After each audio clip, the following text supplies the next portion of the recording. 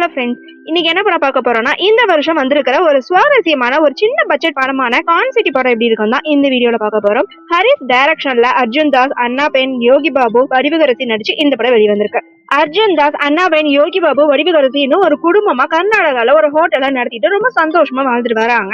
இவங்களுக்கு ஒரு பையனும் இருக்கான். ஒரு நாள் வழக்கம் போல பையனை ஸ்கூலுக்கு அனுப்பிட்டு அர்ஜுன் தாஸ் வீட்டுக்கு லேட்டா வராரு. அப்போ பெரியப்பா அப்படின்னு சொல்லிட்டு ஒரு நபர் அர்ஜுன் தாஸோட மகனை கூட்டிட்டு போயிடுறாரு. இத கேள்விப்பட்டு அதிர்ச்சியான அந்த குடும்பம் போலீஸ்ல புகார் கொடுக்கறாங்க. ஆனா அந்த பையனை கடத்திட்டு போன நபரோட முகத்தை பார்த்ததுமே அந்த குடும்பமே அதிர்ச்சி ஆகுறாங்க.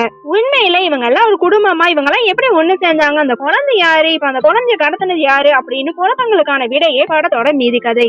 அர்ஜுன் தாஸ் இந்த படத்துல சோலோ ஹீரோவா நல்ல கமர்ஷியல் களத்தை தேர்ந்தெடுத்திருக்காருன்னே சொல்லலாம். ஏகம் வெறுப்பு இதனால அவர் பண்ற கேம்னு ஒரு குட்டி லக்கி பாஸ்கர் மாதிரி கலக்கினாலுமே அர்ஜுன் தாஸோட நடிப்புல ஏதோ ஒரு இருக்கும் இருந்துகிட்டே இருக்கிற மாதிரியே ஃபீல் ஆகுது. அண்ணா பென், யோகி பாபு, வடிவுகரசி அந்த சின்ன பையனு படத்துல வர எல்லாருமே அவங்களோட கதாபாத்திரங்களை ரொம்ப நேர்த்தியாவே பண்ணிருக்காங்க. அதுலயும் வடிவுகரசி யோகி பாபோட கெமிஸ்ட்ரி தான் படத்தை பல இடத்துல காப்பாத்துது. முக்கியமா 2ஆம் பாதியில ஒரு ரிப்போர்ட்டர் வீட்டுக்கு போயிட்டு போலி செய்தி பப்ளிஷ் செய்யணும் அப்படின்னு அவங்க பண்ற தீட்டம் உண்மையாவே கலகலப்பாவே இருக்கு.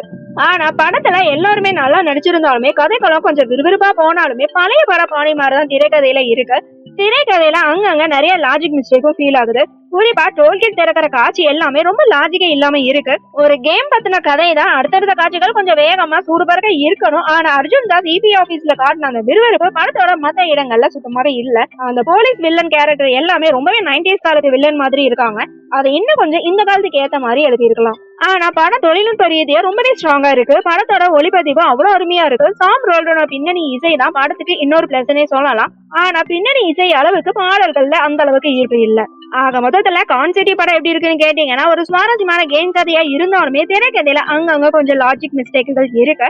ஆனா அர்ஜுன் தாஸோட அந்த நடிப்புக்காகவும் வடிவுகரசி யோகி பாபோட அந்த கலாட்டா காமெடிக்காகவும் தாராளமா ஒரு தடவை பார்க்கலாங்க. ஓகே ஃப்ரெண்ட்ஸ், நெக்ஸ்ட் வீடியோல பார்க்கலாம். இந்த வீடியோ உங்களுக்கு பிடிச்சிருந்தா லைக், ஷேர், சப்ஸ்கிரைப் பண்ணுங்க. தேங்க்யூ.